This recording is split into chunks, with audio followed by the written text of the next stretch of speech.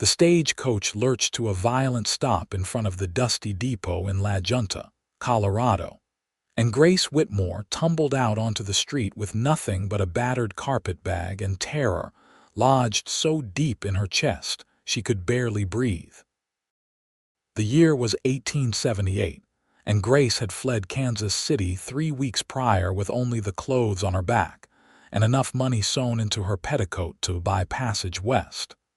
She was 22 years old, and every shadow made her flinch. Every raised voice sent her heart hammering against her ribs.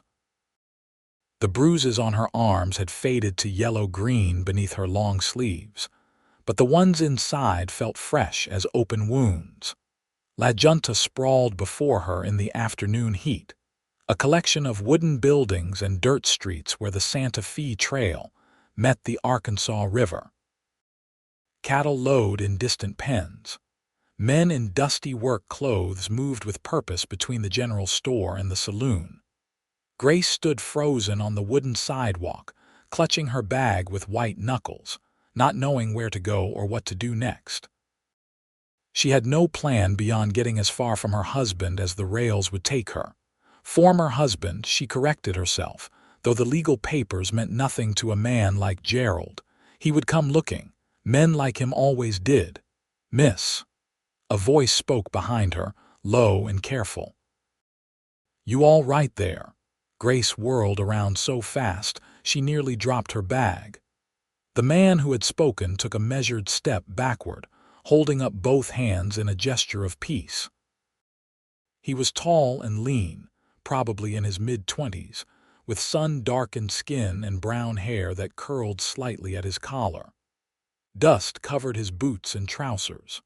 A worn hat sat pushed back on his head, revealing hazel eyes that held more concern than threat. "I am sorry," Grace managed, her voice barely above a whisper. "You startled me. I can see that. Did not mean to." He lowered his hand slowly. "Name is Owen Oakes. My father runs the freight company here in town. I saw you get off the stage looking a bit lost."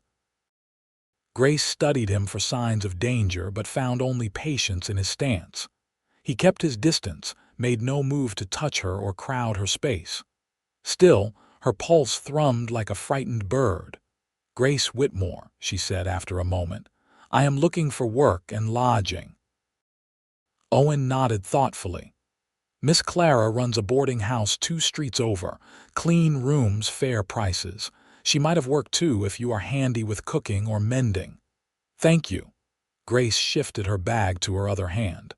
"Which way? I can walk you there if you would like. Or I can just point the direction." He said it matter-of-factly, offering the choice without presumption. Something about that simple courtesy made Grace want to weep. She blinked hard against the sting in her eyes. "Just the direction, please." Owen turned and pointed down the main street. 2 blocks south, then turn east at the church. White house with green shutters. You cannot miss it. I am grateful for your help. No trouble at all, Miss Whitmore. He tipped his hat to her, then seemed to hesitate. "Welcome to La Junta. It is a decent town. Folks here mostly mind their own business, but they will help if you need it."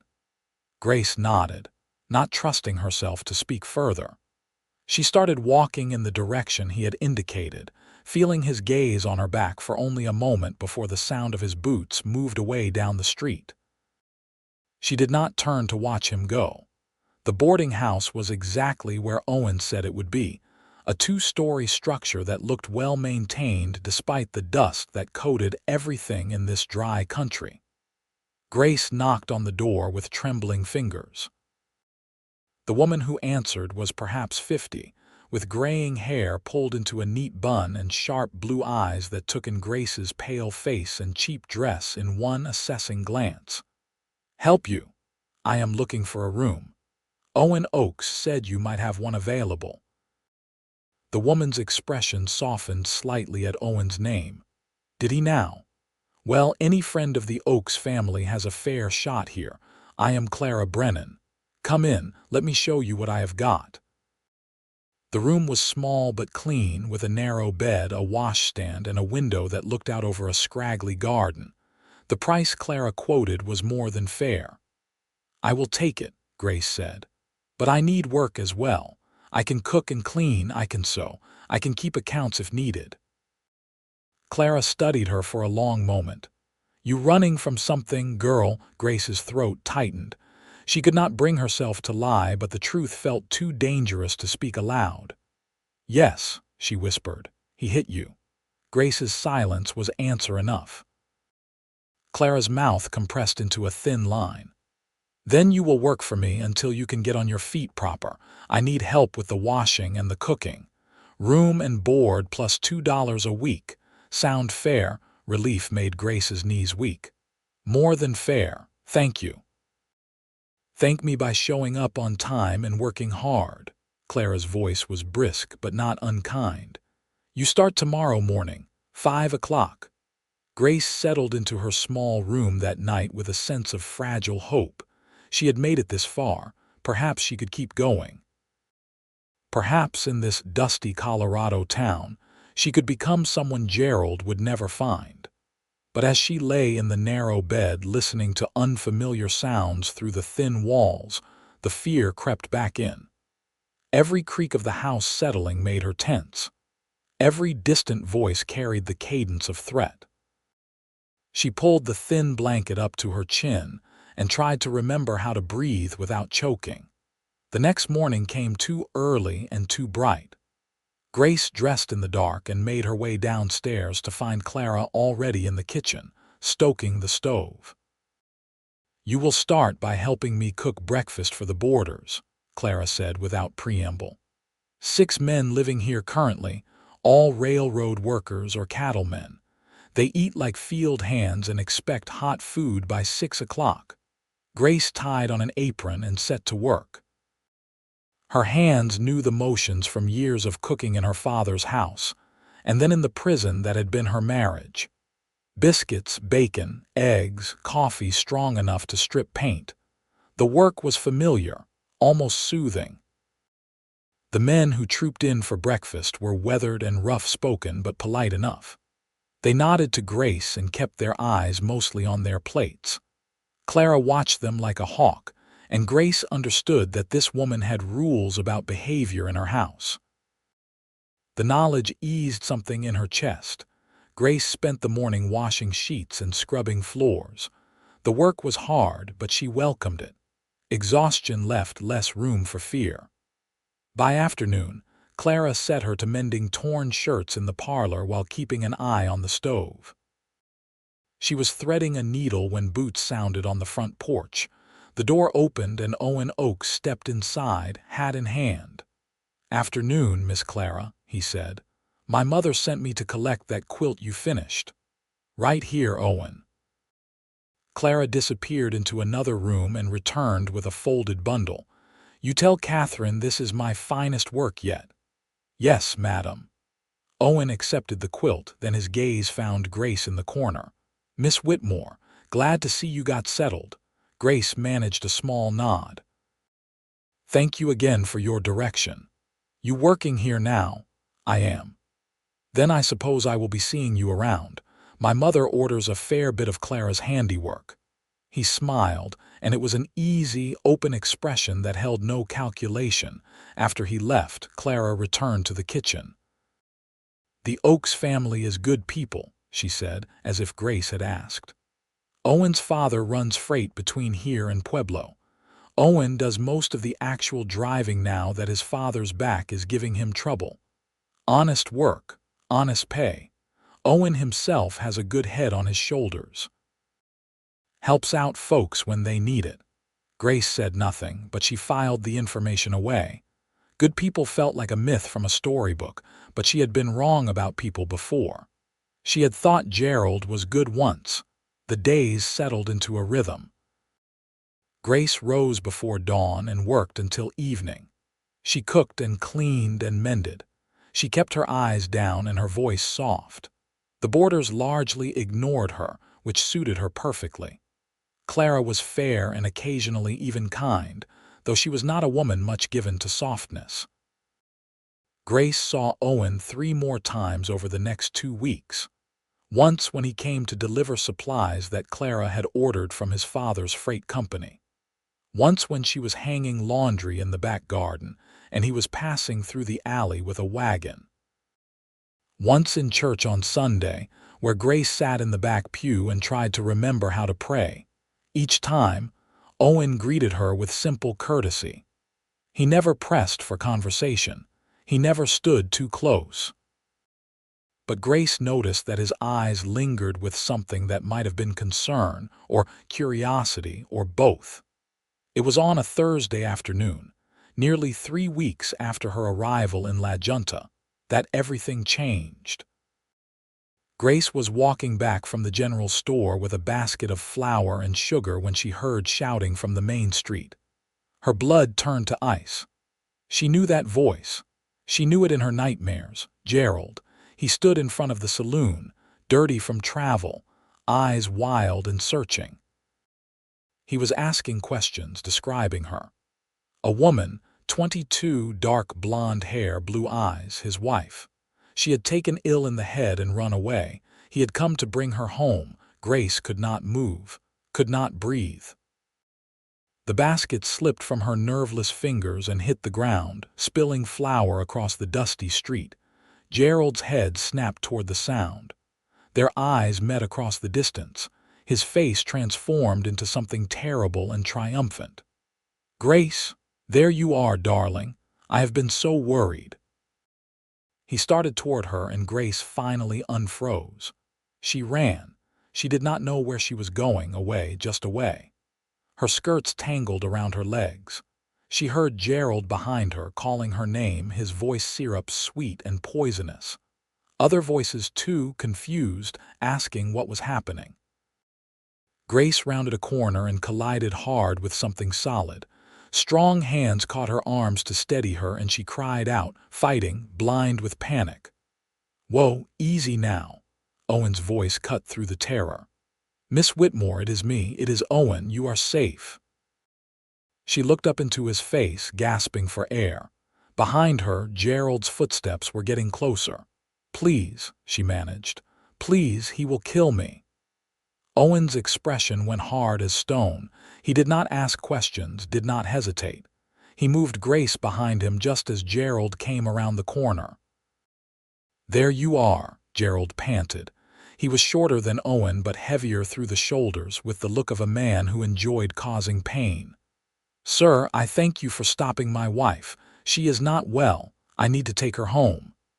"She does not seem to want to go with you," Owen said quietly. "She is confused. The journey has been difficult for her." Gerald took a step closer. "Grace, come here now." Grace shook her head, pressing closer to Owen's back. "I think you should leave," Owen said.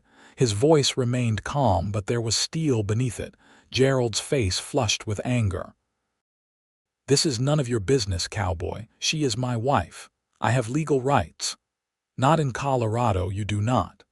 The new voice came from behind them. Grace turned to see a man wearing a marshal's badge striding toward them. He was older, with silver-shot hair and a weathered face. "I am Marshal Davies." "What seems to be the problem here?"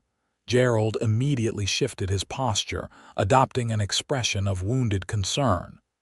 "Marshal, thank goodness. This is my wife, Grace. She ran away from Kansas City 3 weeks ago.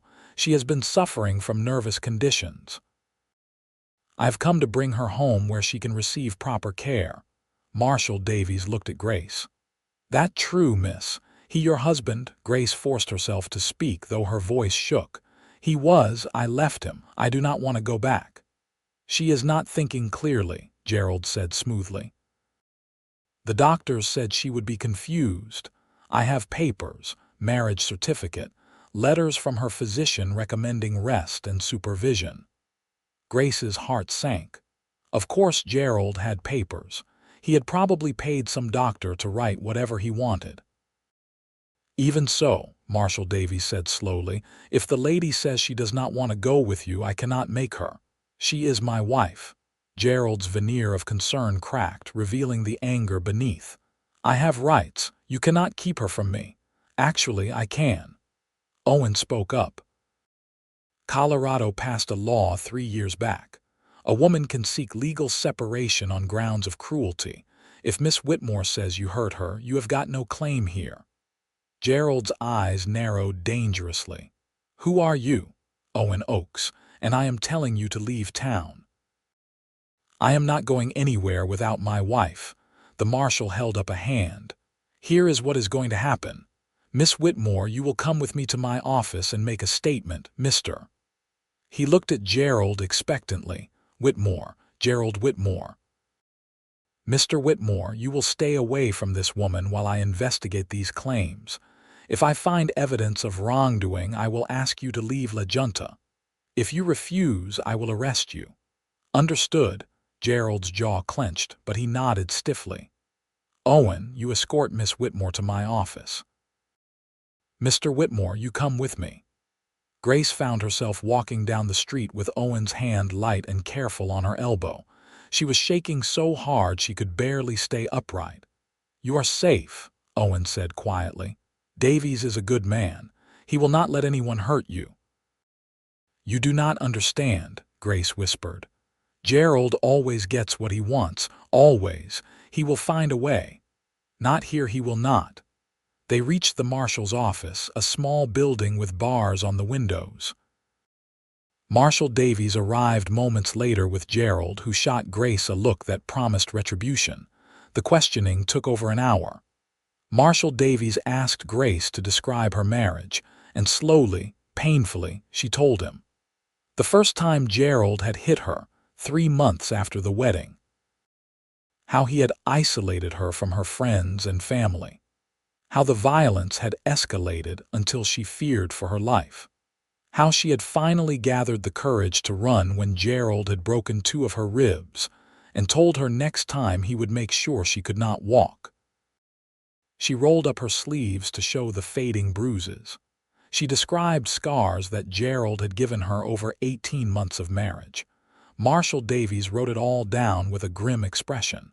When he questioned Gerald, the man denied everything. Grace was hysterical, prone to fits. She hurt herself and blamed him. She needed medical care, not coddling from strangers. In the end, Marshal Davies made his decision. Mr. Whitmore, I am giving you until sundown tomorrow to leave La Junta. If I see you in this town after that, I will arrest you. On what grounds? Gerald demanded. Suspicion of assault, disturbing the peace. Take your pick. The marshal's eyes were cold. I have seen enough men like you to know the truth when I hear it. Now get out of my office. Gerald left, but not before giving Grace one last look that made her blood run cold. Owen walked her back to the boarding house as the sun began to set. He will not leave, Grace said. He will wait for me somewhere. He will hurt me or kill me, and there is nothing anyone can do to stop it. Owen stopped walking and turned to face her. Listen to me. I know you are scared. You have every right to be, but I promise you we will not let him hurt you again. You do not know him, maybe not, but you do not know me yet either. His voice was firm but gentle. I meant what I said. You are safe here. Grace wanted desperately to believe him, but fear had been her constant companion for so long she did not know how to let it go. Clara was waiting at the boarding house, having heard about the confrontation from half a dozen sources. She took one look at Grace's face and pulled her into the kitchen, pressing a cup of hot tea into her hands. That man will not set foot in my house, Clara said fiercely. I have got a shotgun and I know how to use it. Grace managed a weak smile.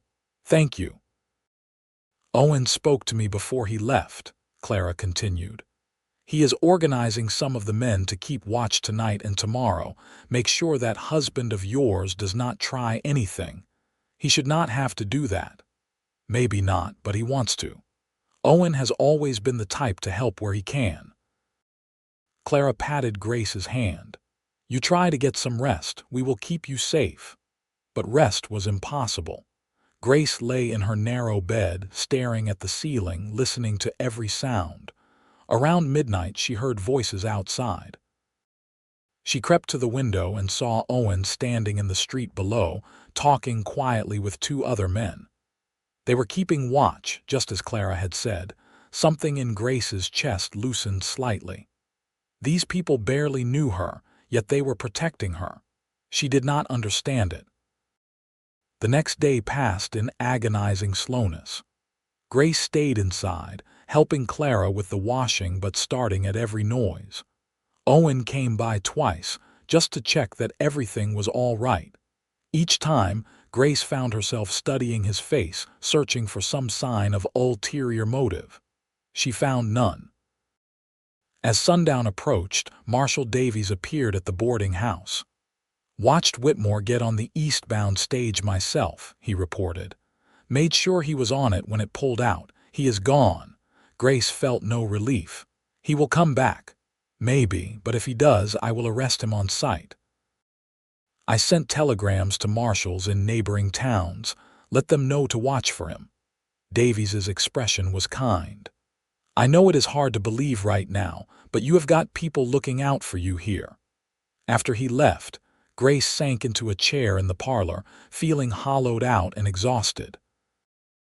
Owen, who had arrived just as the marshal was leaving, sat down across from her. "What are you going to do now?" he asked. "I do not know. Keep working. Keep looking over my shoulder. Wait for him to come back."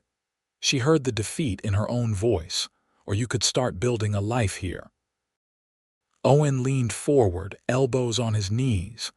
"I know trust is hard when someone has broken it the way he broke yours, but La Junta could be a home if you let it. I do not know how to do that. One day at a time, I suppose." He smiled slightly. "For what it is worth, I am glad you came here, even if the circumstances were terrible. You seem like someone worth knowing." Grace looked at him, really looked at him for the first time. There was something steady about Owen, something calm and strong that did not demand or take. He had helped her without asking for anything in return. He had stood between her and Gerald without hesitation. "Why did you do it?" she asked. "Help me, I mean. You do not know me." Owen was quiet for a moment. "My mother's sister was married to a man who hurt her. This was years back, before I was born. She tried to leave him 3 times. The 3rd time he killed her." His voice was matter-of-fact, but Grace heard the old pain beneath it. "My mother has always said that if someone had just helped Mary that first time, really helped her get away safe, she might still be alive. So when I see someone who needs help..." He shrugged. "I guess I think about Aunt Mary." Grace felt tears prick her eyes. "I am sorry about your aunt." "Me too. But maybe some good can come from it if I can help keep the same thing from happening to someone else." They sat in silence for a while as the last light faded from the sky. When Owen finally stood to leave, Grace found herself speaking before she could think better of it. "Thank you for everything. You are welcome." He settled his hat on his head. "I will be around if you need anything. Clara knows how to find me." Over the following weeks, Grace slowly began to unclench. Gerald did not return. No telegraph came announcing his arrival in a neighboring town. Each day that passed without incident allowed her to breathe a little easier. She fell into the rhythm of work at the boarding house. She learned the quirks of Clara's kitchen, the preferences of the various boarders, the best way to get stubborn stains out of linens. The work was hard but honest, and she took pride in doing it well. Owen came by often, usually with some excuse about freight deliveries or messages for Clara. He never pushed for Grace's company, but if she was in the parlor mending or in the garden hanging laundry, he would stop to talk for a few minutes. Easy conversation about the weather, the town, the steady stream of freight moving along the Santa Fe Trail. Grace found herself looking forward to these visits more than she wanted to admit. Owen had a quiet sense of humor and a way of making her feel like her opinions mattered. He asked her about her life before Gerald without pressing for painful details. He told her about growing up in La Junta, learning the freight business from his father. his hopes to expand the company's routes. One afternoon, about 6 weeks after Grace's arrival, Owen invited her to take a walk after she finished her work for the day. She almost said no out of habit, but something made her agree instead. They walked along the Arkansas River as the sun began its descent toward the horizon. The water ran shallow and quick over smooth stones, and cottonwood trees offered patches of shade along the banks. "How are you doing?" Owen asked after they had walked in comfortable silence for a while. "Really doing," Grace considered the question. "Better than I expected. Some days I still wake up afraid, but it is getting less frequent." "That is good. I never thought I would feel safe anywhere again." She watched the water flowing past, constant and soothing. "Thank you for helping me find that." "You did that yourself," Owen said. "You are the one who had the courage to leave. That could not have been easy. It was the most terrifying thing I have ever done. But you did it anyway." That is what courage is, I think.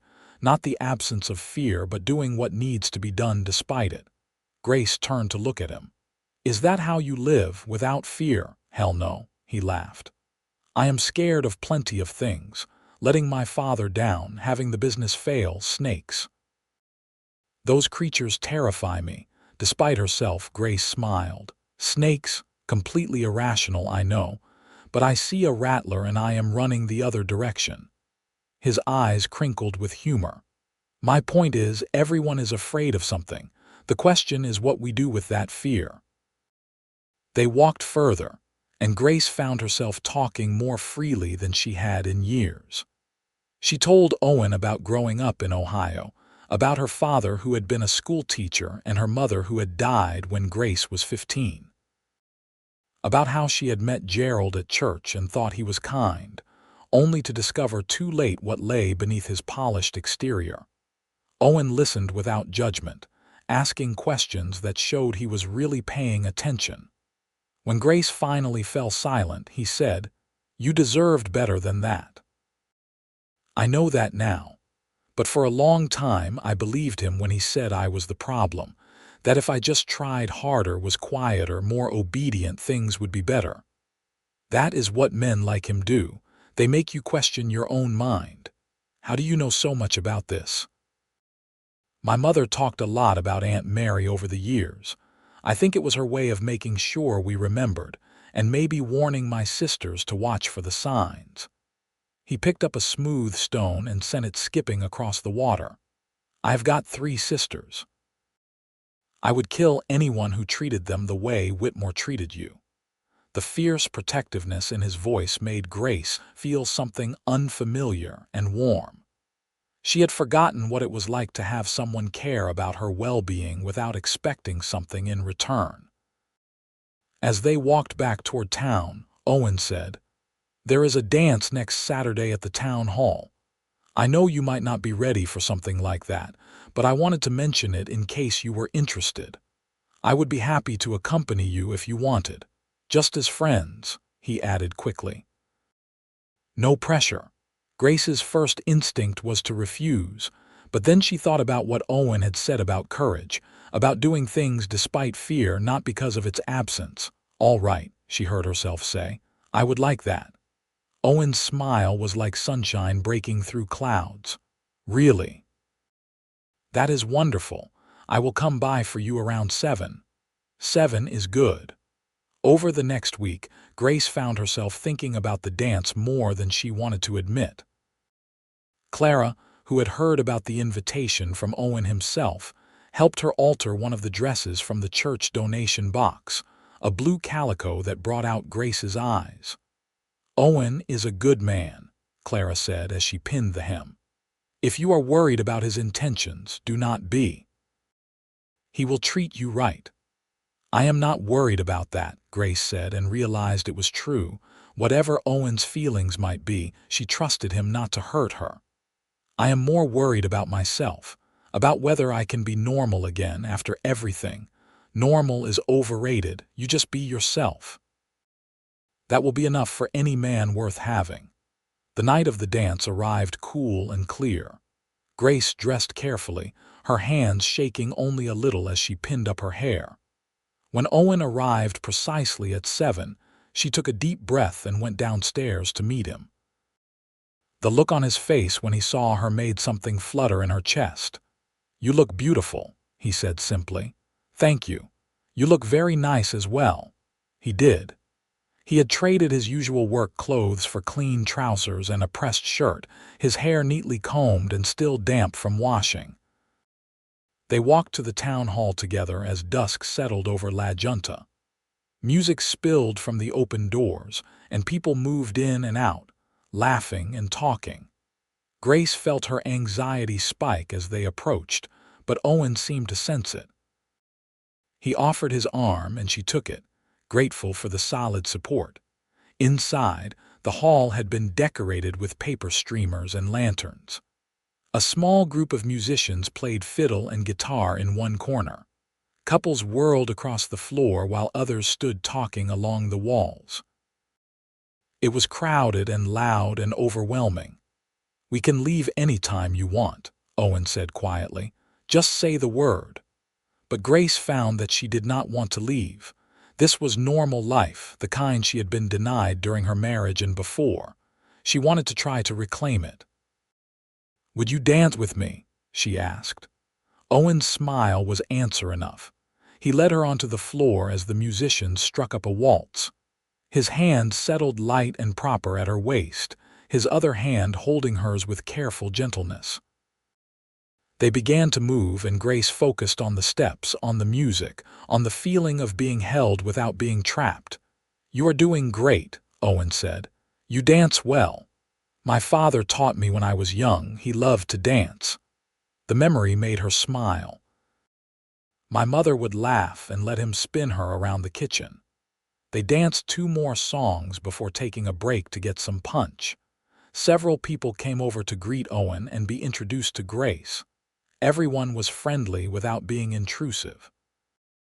A woman named Sarah mentioned that the church was looking for someone to help teach Sunday school if Grace was interested. An older man named Mr. Patterson said his wife could use help with her sewing business if Grace had the skills and time. It felt like being woven into the fabric of the community, thread by thread. Grace had not realized how isolated she had been until she felt the warmth of people actively including her. Later in the evening, as they danced another waltz, Owen said, "I am really glad you came tonight." "So am I." And Grace meant it. The fear that had been her constant companion had receded to a distant murmur. In its place was something lighter, almost like joy. "I know this might be too soon," Owen said carefully, "and please tell me if it is, but I would like to spend more time with you. Not just by chance at Clara's boarding house. Intentionally." Grace's heart sped up, but not from fear. Like courting, he met her eyes. "I know you have been through terrible things. I know trust has to be earned, especially after what Whitmore did to you. But I would like the chance to try, to show you what you deserve." For a long moment, Grace could not speak. Part of her wanted to say yes immediately. But another part, the part that had been broken and badly healed, whispered warnings. "I do not know if I am ready for that," she said finally. "I am still figuring out how to be just me without fear running every choice." "That is fair." Owen did not look disappointed, just understanding. "How about this then? We keep doing what we have been doing, talking when we see each other, maybe walking by the river sometimes. No promises, no pressure, just seeing where things go." "I think I could manage that." "Good." His smile was warm. "Because I think you are pretty remarkable, Grace Whitmore, and I would like to get to know you better." The rest of the evening passed in a pleasant blur. When Owen walked Grace home, the streets were dark and quiet, lit only by the stars overhead. At the boarding house steps, Owen said goodnight without trying to kiss her or even hold her hand. He just tipped his hat and told her he had enjoyed the evening. Grace watched him walk away down the street and found herself smiling. The weeks that followed fell into a new pattern. Grace continued her work at the boarding house. but she also took on some sewing work for Mrs. Patterson and started helping with Sunday school at the church. She was building a life in La Junta, something that was hers alone, and Owen was a consistent, steady presence in that life. He came by the boarding house several times a week, often bringing small gifts. A ribbon he thought would look nice in her hair, a book he thought she might enjoy. Fresh apples from a farmer's wagon passing through town. They took walks by the river on Sunday afternoons. They attended church together. They sat on Clara's porch in the evenings, talking about everything and nothing while the light faded from the sky. Grace found herself lowering her guard piece by piece. Owen never pushed. He seemed content to let her set the pace, to earn her trust through consistent kindness rather than demanding it as his due. When he held her hand for the first time, 2 months after the dance, he asked permission first. The feeling of his rough palm against hers made her feel anchored rather than trapped. One evening in early autumn, they were sitting by the river watching the sunset when Owen said, "Can I tell you something?" "Of course." "I am falling in love with you." Grace's breath caught. Owen rushed to continue. "I am not saying that to scare you or to pressure you into anything. I just wanted you to know where I stand. You are the strongest, most courageous person I have ever met. You are kind and smart and beautiful. Being around you makes me want to be better." He looked at her steadily. "I know you might not feel the same way, and that is all right, but I wanted to be honest." Grace stared at the water flowing past, trying to sort through the tangle of emotions in her chest. Fear was there, yes. The old familiar companion whispering that she should not trust this, that it would turn bad like it had before. But underneath that fear was something else. Something warm and growing, like the first shoots of spring grass pushing through frozen ground. "I am scared," she said quietly. "Gerald told me he loved me too at first, and then that love became a cage and then a weapon. How do I know yours would be different?" "You do not," Owen said simply. "Not for certain. All I can offer is my word and my actions. I can promise that I will never raise my hand to you. I can promise that your voice will matter as much as mine in any decision we make together. I can promise that if you ever want to leave, I will let you go without a fight." He paused. "But I cannot promise to never hurt you, because people hurt each other sometimes, even with the best intentions. What I can promise is that I will always try my best not to, and if I do, I will own up to it and work to make it right." Grace looked at him, this man who had appeared in her life at her lowest moment and had been nothing but steady and true ever since. She thought about how he had stood between her and Gerald without hesitation, how he had organized people to keep her safe, how he had given her space when she needed it and companionship when she was ready, how he had slowly, carefully shown her what respect looked like. "I think I might be falling in love with you too," she whispered, "but it terrifies me."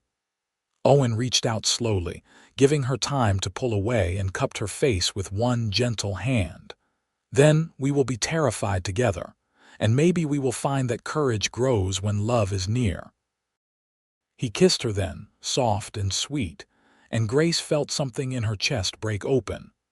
Not break apart, but break open, like a door that had been locked finally swinging wide. She kissed him back, tentative at first and then with growing confidence. When they finally pulled apart, both of them were smiling. "So what happens now?" Grace asked. "Now we keep getting to know each other. We build something together." Owen tucked a strand of hair behind her ear. "And eventually, if you are willing, I would like to marry you, but there is no rush. We have got all the time in the world." Grace leaned into him, and he put his arm around her shoulders. They sat watching the sunset paint the sky in shades of gold and pink, and for the first time since she could remember, Grace felt genuinely at peace. The months that followed were the happiest of Grace's life. She and Owen spent as much time together as work allowed. She met his family properly. His father, Thomas, was a boisterous man with a bad back and a good heart who welcomed Grace warmly. His mother, Catherine, was quiet and observant, and Grace could see where Owen got his steady nature. His three sisters, Mary, Helen, and young Virginia, teased Owen mercilessly and drew Grace into their circle with easy affection. Christmas came and went with celebrations at the Oakes house that were loud and joyful. Grace helped Catherine cook while the sisters decorated, and the men argued good-naturedly about the best routes for spring freight runs. It was chaos and warmth, so different from the silent, tense holidays of her marriage that Grace nearly wept with gratitude. On New Year's Eve, Owen asked Grace to marry him. They were at the river again, their special place, bundled against the winter cold. Owen had built a small fire and spread blankets on the ground. He poured coffee from a thermos and they sat close together, watching the stars emerge one by one in the darkening sky. "I know we have only known each other for 6 months," Owen said, "but I have never been more certain of anything in my life. Grace Whitmore, would you do me the honor of becoming my wife?"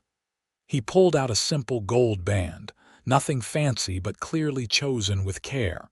Grace looked at the ring, then at Owen's face, open and hopeful in the firelight. 6 months ago she had arrived in Junta with nothing but fear and a desperate hope to escape her past. This man had helped her find courage she did not know she possessed.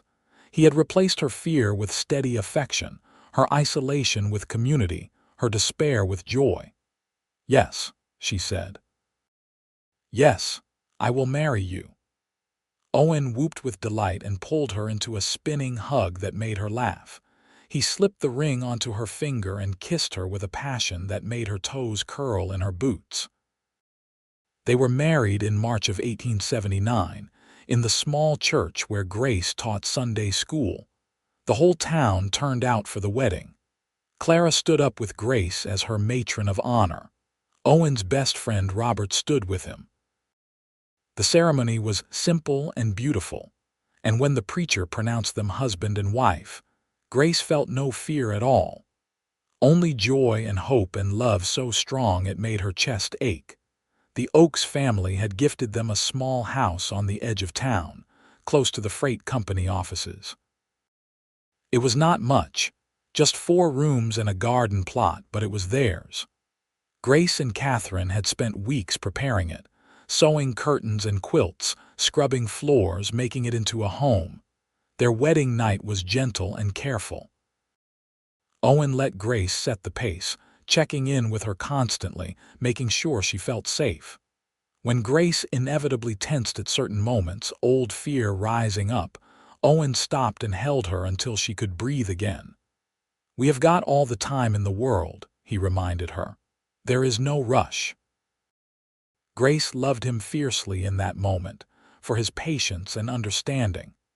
She pulled him close, and they learned each other slowly, awkwardly at first and then with growing confidence and pleasure.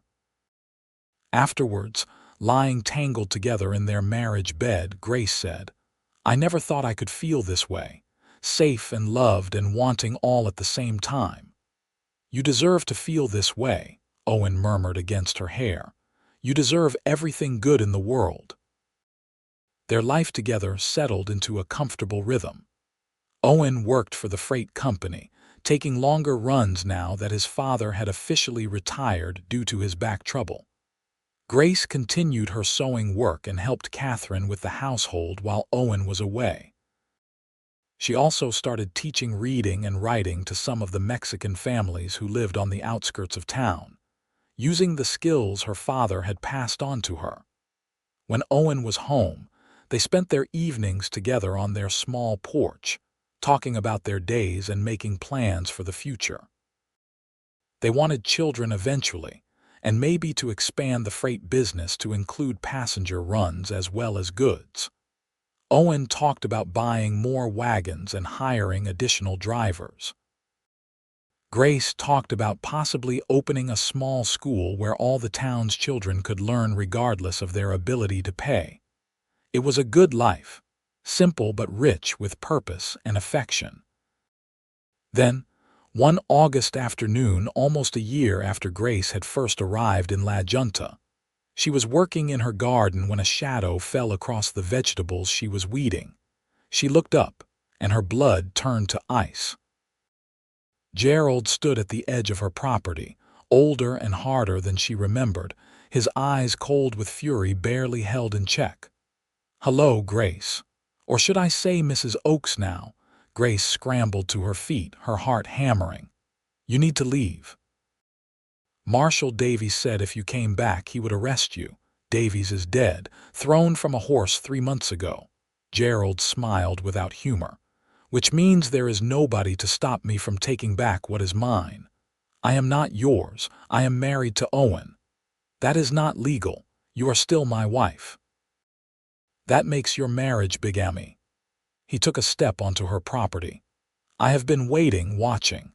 I know your new husband runs freight routes. I know he leaves for days at a time.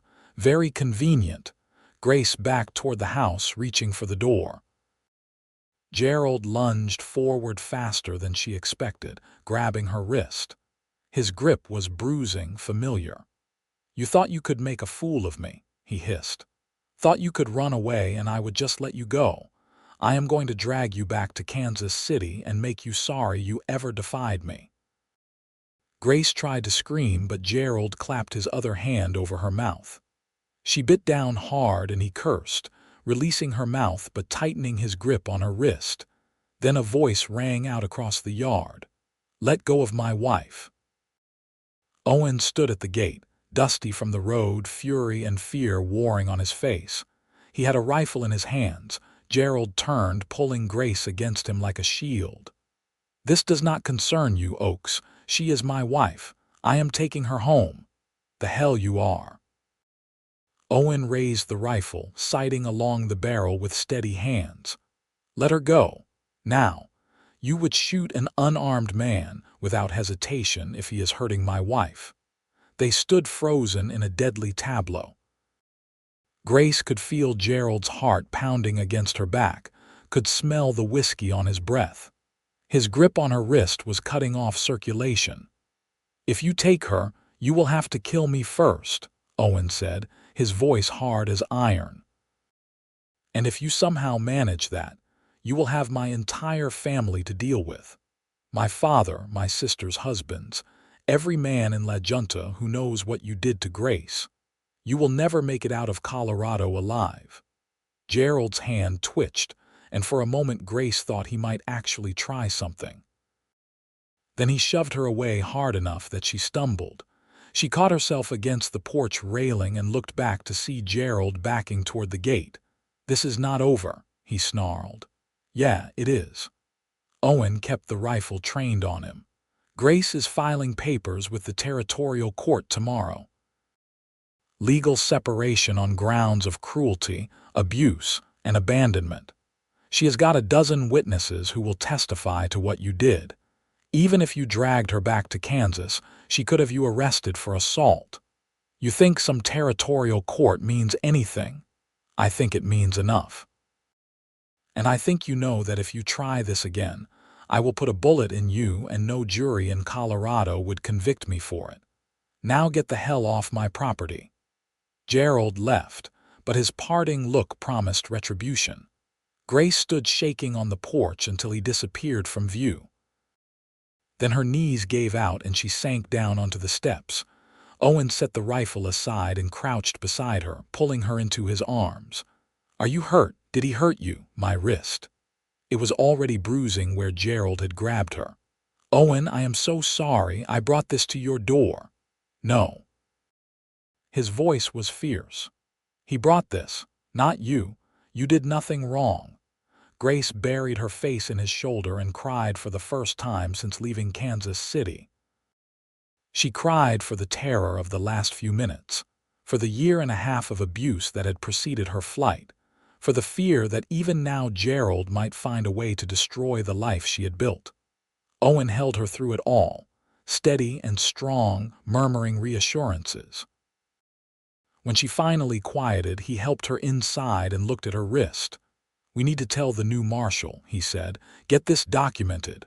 What if Gerald is right? What if the law does not protect me? Then I will." Owen cupped her face in his hands. "I meant what I said. He will have to go through me, and that is not happening."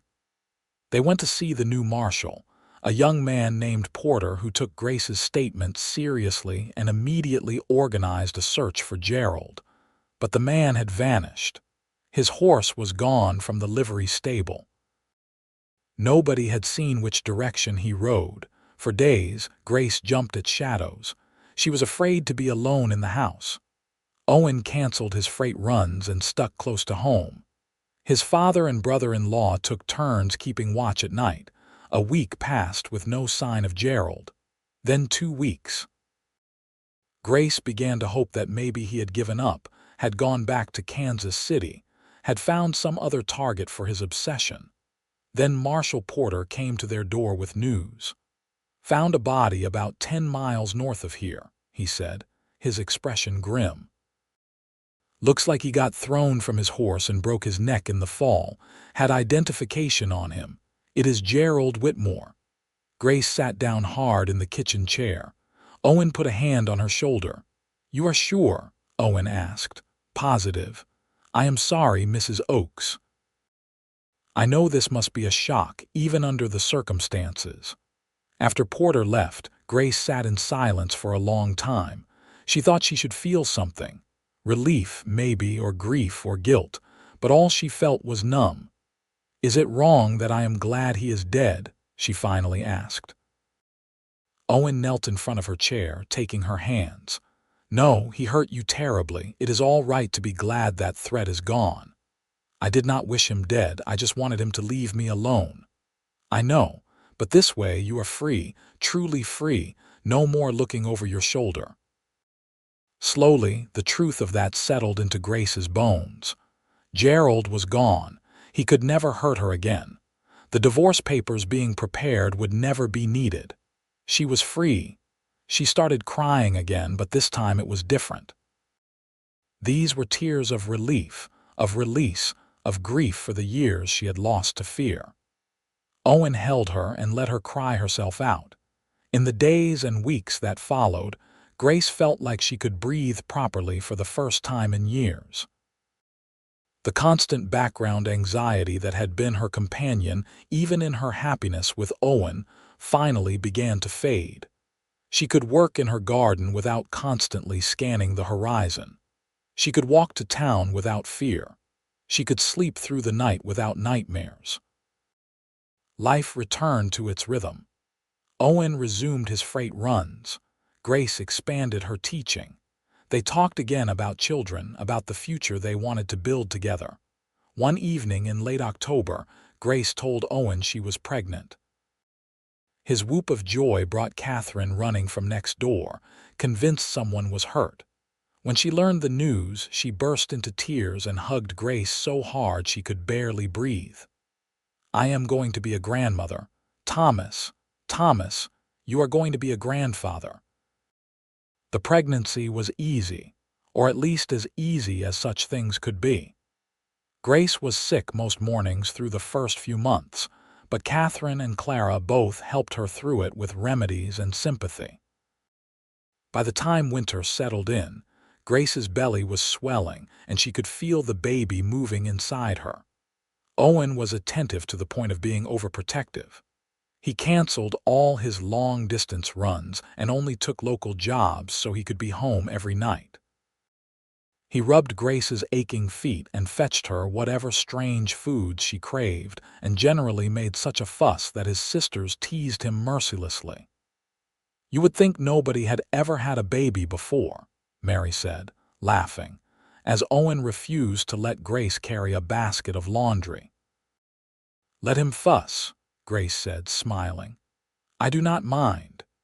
The baby came in May of 1880, a long, difficult labor that left Grace exhausted and Owen pacing holes in the floor outside the bedroom.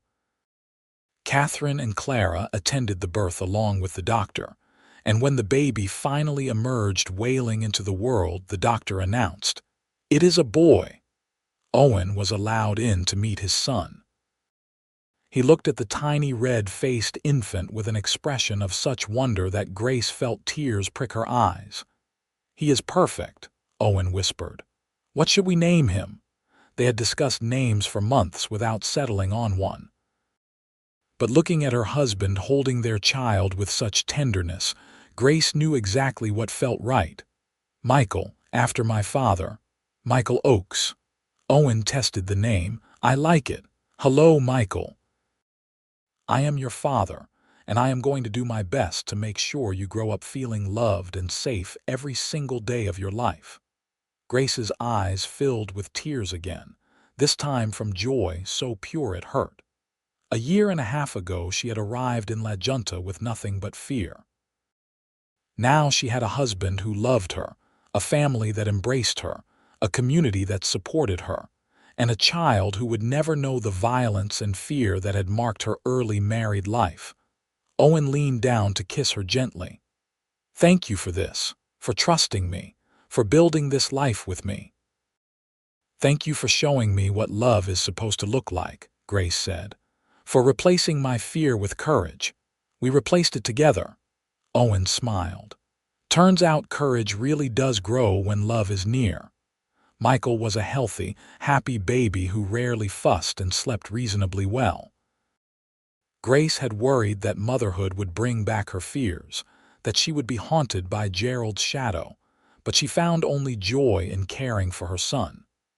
She loved the weight of him in her arms, the sweet baby smell of his head, the way his tiny hand would grip her finger. Owen was besotted. He would hold Michael for hours, talking to him about freight routes and horses, about the stars visible from their porch, and the way the river changed with the seasons. Grace would watch them together, her heart full to bursting. The first year of Michael's life passed in a blur of sleepless nights and first smiles, first teeth and first words. Owen's freight business continued to grow, and he hired 2 additional drivers to handle the increased routes. Grace resumed her teaching once Michael was old enough, bringing him along to her classes where the older children delighted in helping watch him. When Michael was 18 months old, Grace discovered she was pregnant again.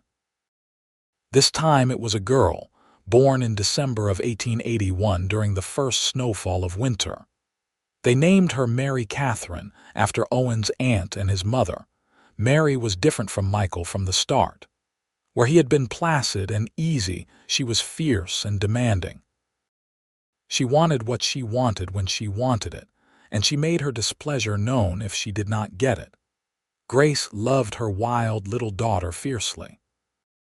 "She has got your courage," Owen said one evening, watching toddler Michael gently pat his baby sister's head while she shrieked her displeasure at being awake. "God help us when she is older," Grace said, but she was smiling. 2 children were a handful, but Grace had help. Catherine was a devoted grandmother who watched the children whenever Grace needed to teach or run errands. Clara stopped by regularly with food and advice. Owen's sisters treated Michael and Mary like their own children, teaching them songs and games, bringing them small treasures from town. Grace had never felt so surrounded by love and community. This was what family was supposed to be. This was what life could be without fear poisoning every moment. As the children grew, Grace and Owen made sure to show them what a good marriage looked like. They were affectionate with each other in front of the children, but also respectful. They disagreed sometimes, but they worked through conflicts with words rather than violence. They made decisions together, considering each other's opinions equally. Grace was determined that her children, especially her daughter, would grow up understanding that love should never hurt. That marriage was a partnership, not a prison. Michael started school when he turned 6, a bright, curious boy who loved reading as much as his mother. Mary was 4 by then, already showing signs of being a handful in ways both delightful and exhausting. She was fearless, climbing trees and catching frogs, coming home muddy and triumphant. "She reminds me of you," Owen told Grace one evening. "Me, I was never like that. Not on the outside, maybe. But that core of steel, that refusal to let the world break her, that is all you." Grace thought about the frightened woman who had stumbled off the stagecoach 7 years earlier. She barely recognized herself in that person now. She had grown into someone confident and strong, someone who taught others and built community and raised children and loved without fear. Life continued its gentle rhythm. The freight business thrived. The children grew. Grace and Owen's marriage deepened with every passing year, becoming the kind of partnership that looked easy from the outside but was built on daily choice and effort. When Michael was 10 and Mary was 8, Grace took on a project she had been thinking about for years. She approached the town council about establishing a permanent school building where all children could receive education, regardless of their family's ability to pay. She presented detailed plans and a budget, making her case with calm confidence. The council approved the project, and the school building was completed in the spring of 1889. Grace became the head teacher, finally fulfilling the dream she had spoken of to Owen so many years before. At the school's dedication ceremony, Owen stood in the crowd with their children, beaming with pride. After Grace finished her speech thanking the community for their support, he came up to stand beside her. "I am proud of you," he said, pulling her close. "Look what you have built here." Grace looked out at the faces gathered for the celebration. Students she had taught over the years, parents who trusted her with their children's education, friends and neighbors who had become family. Her own children, growing tall and strong and kind. "We built it," she corrected. "I could not have done any of this without you."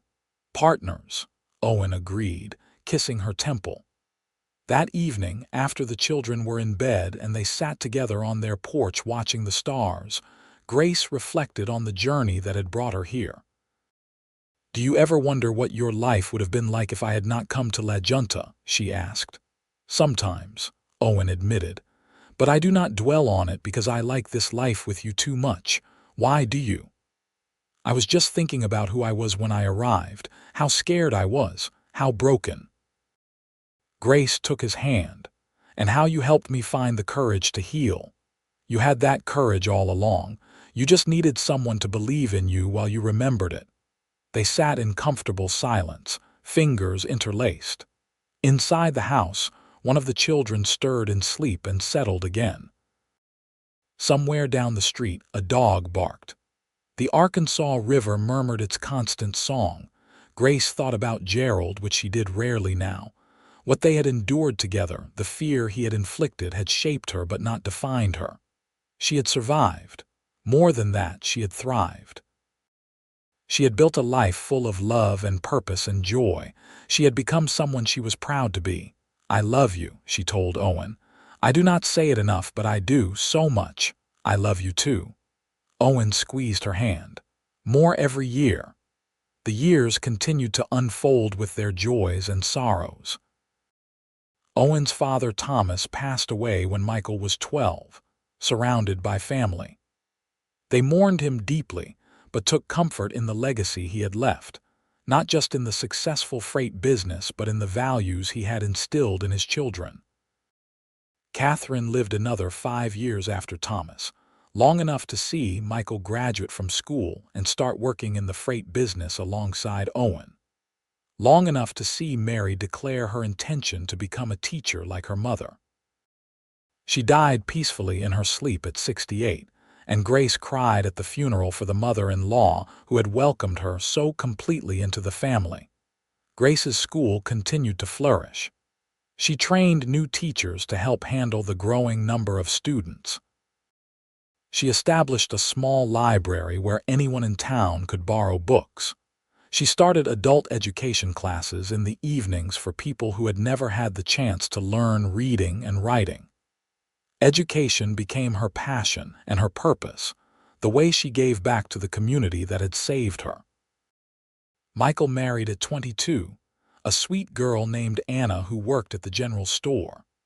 They gave Grace and Owen their first grandchild, a boy named Thomas after his great-grandfather. Grace held the baby in her arms and marveled at how life continued its cycle, new generations building on what had come before. Mary, true to her fierce nature, shocked everyone by deciding to attend the new state teachers' college in Denver. She was one of only a handful of women in her class, and she loved every challenging minute of it. She came home full of stories about her classes and her professors, her eyes bright with excitement. "You did this," Owen told Grace as they waved goodbye to Mary heading back to Denver for her second term. "You showed her what women are capable of." "She was always going to be remarkable," Grace said.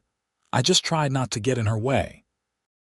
As Grace and Owen entered their 50s, they began to slow down slightly. Owen turned over more of the freight business to Michael and his drivers, though he still liked to take the occasional run himself.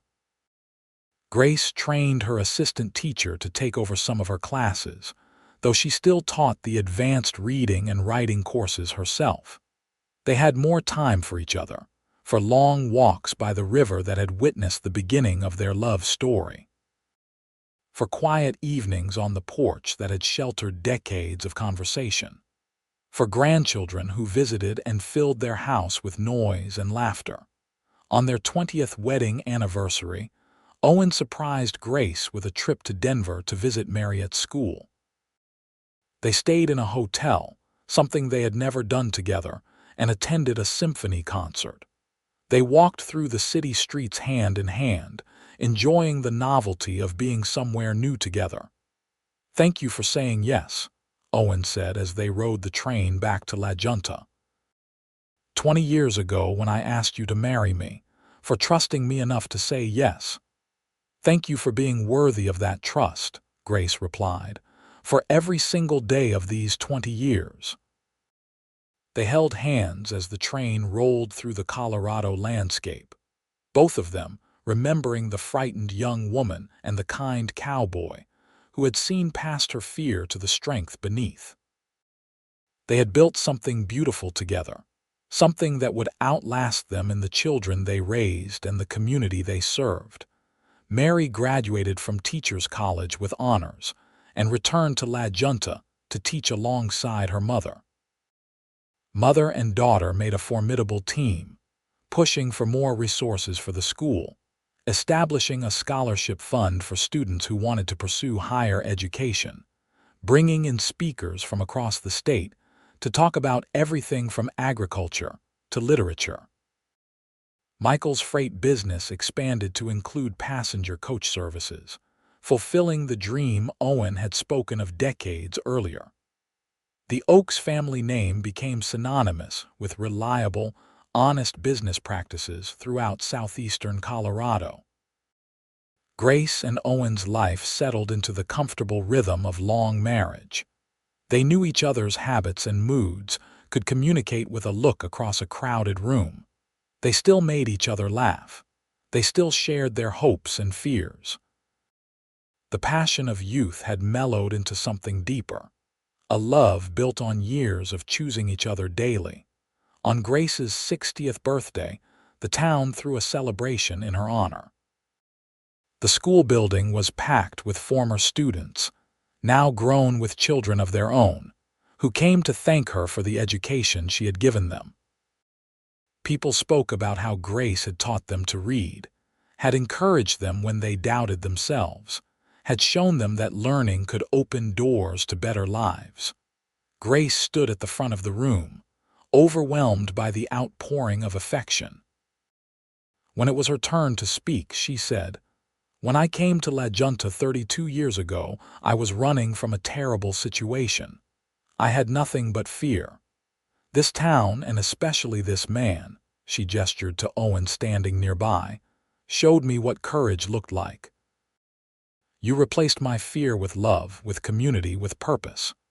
Everything I have been able to accomplish here is because you gave me a safe place to heal and grow.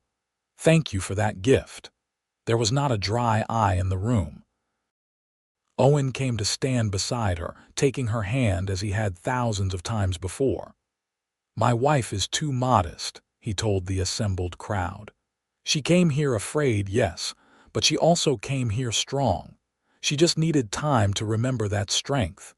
Everything she has built, she built herself. I am just grateful I got to watch and support her along the way." The celebration continued late into the evening with food and dancing and stories. Grace danced with Owen, with Michael, with her grandsons who were growing tall. She held her granddaughter Mary, named after both her and Owen's aunt, and whispered hopes for the little girl's future into her soft hair.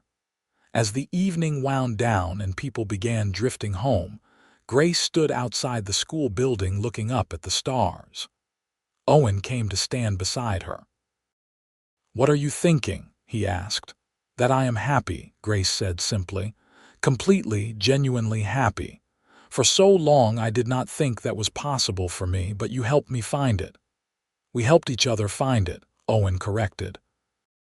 He put his arm around her waist and she leaned into him, fitting against his side after more than 30 years like a hand in a well-worn glove. They stood together in comfortable silence, two people who had found each other when they needed it most and had built a life worth celebrating. Grace thought about that terrified young woman who had stumbled off the stage coach so many years ago. If she could travel back in time, she would want to tell her younger self that it would be all right, that the fear would fade, that courage would grow in its place, nurtured by love and community and purpose, that she would not just survive but thrive, that she would build a life full of meaning and joy, but her younger self would have to discover that on her own, just as Grace had. The journey from fear to courage could not be rushed or shortcut. It required taking the risk, making the leap, trusting even when trust felt impossible. Grace was grateful she had found the courage to make that leap. Grateful for La Junta and its people who had welcomed a stranger running from violence. Grateful for Clara who had given her work and shelter. Grateful for Marshall Davies who had protected her. Grateful most of all for Owen, who had stood between her and danger, and then had slowly, patiently shown her what love could be when it was freely given and gently tended. As they walked home through the quiet streets, passing houses where lights still burned and families gathered, Grace felt the deep contentment of a life well lived. She had known darkness and had found light. She had known fear and had found courage. She had known loneliness and had found belonging. She looked at her husband, his profile familiar and beloved in the starlight, and sent up a silent prayer of gratitude for the day he had found her lost in front of the depot, and had offered her kindness without expecting anything in return. That single act of compassion had changed everything. It had given her the first tiny foothold she needed to begin climbing out of the pit of fear Gerald had trapped her in. From that foothold, she had built a ladder rung by rung, choice by choice, until she could stand on solid ground again. And Owen had been there for every step, offering his hand when she needed support, but never pulling so hard she felt dragged. He had let her climb at her own pace, celebrating every small victory, catching her when she stumbled, believing in her ability to make it even when she doubted herself. That was what love looked like, Grace knew now. Not grand gestures or poetic declarations, though those had their place. Real love was shown in the daily choices, in patience when things were difficult, in respect for each other's autonomy, in standing together against whatever came while still allowing each person room to be themselves. She had taught their children this through words and example. Now she watched them building their own lives based on these principles, and she felt proud of the legacy they were creating. Years continued to pass in their gentle rhythm. Grace and Owen grew older, their hair more gray than brown, their steps a bit slower. But the love between them only deepened, burnished by time and trials weathered together. They celebrated their 30th anniversary, surrounded by children and grandchildren and friends. Mary was engaged to be married by then, to a lawyer in Denver who supported her teaching career enthusiastically. Michael and Anna had 4 children, ranging from 17 down to 8, all of them bright and full of life. Grace looked around the table at the family that had grown from 2 broken people finding each other, and her heart swelled with gratitude. Speech. Someone called and everyone took up the cry. Owen stood, raising his glass. 30 years ago, I asked this remarkable woman to take a chance on me. Best decision I ever made, convincing her to say yes. Grace, you have made every single day of these 30 years better just by being in it. You are the strongest, kindest, most capable person I know. I love you more now than I did the day we married, and I will love you more tomorrow than I do today. Grace stood and kissed him to cheers and applause. When the noise died down, she said, "When I met Owen, I was running from darkness. He helped me find light. He showed me what it meant to be respected and valued. He gave me the safety I needed to heal and the support I needed to grow. Our life together has been the greatest gift I could have asked for. Here is to 30 more years."